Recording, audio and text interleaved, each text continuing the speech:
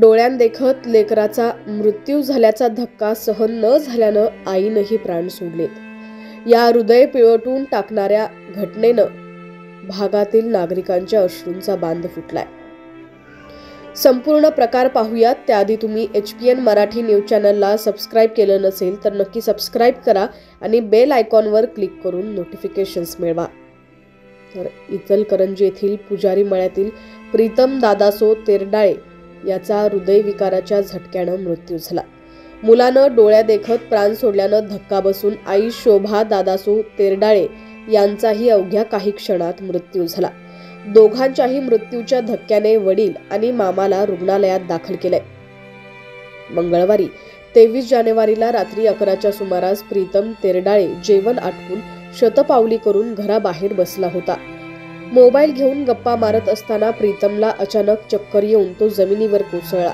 हे पाहताच आई शोभा यांना ही चक्कर आली। तेरडाळे कुटुंबाचा आरडाओरडा ऐकून भागातील नागरिकांनी घटनास्थळी धाव घेतली। प्रीतम व शोभा यांना रुग्णालयात हलवलं, मात्र मायलेकरांचा रुग्णालयाच्या वाटेवरच मृत्यू झाला। पत्नी व मुलाच्या मृत्यूचा दादासो तेरडाळे यांनी धक्का घेतला तर बहीण आणि भाच्याच्या मृत्यूनं मामा अस्वस्थ झाले। दोघांनाही रुग्णालयात दाखल करण्यात आलंय। दरम्यान आई व मुलाच्या मृत्यूची वार्ता समजताच नातेवाईकांसह नागरिकांनी रुग्णालयात मोठी गर्दी केली। शवविच्छेदनानंतर शोभा आणि प्रीतम यांचा मृतदेह नातेवाईकांच्या ताब्यात देण्यात आला। प्रीतम तेरडाळे इंजिनियर असून तो लक्ष्मी औद्योगिक वसाहतीत एका कंपनीत कामास होता। प्रीतमच्या मागे पत्नी मुलगा मुलगी असा परिवार आहे।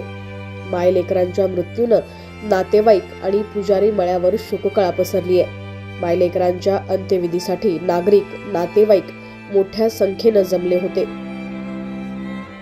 एकाच शववाहिकेतून आणत स्मशानभूमीत दोघांवर एकाच वेळी अंत्यसंस्कार केले।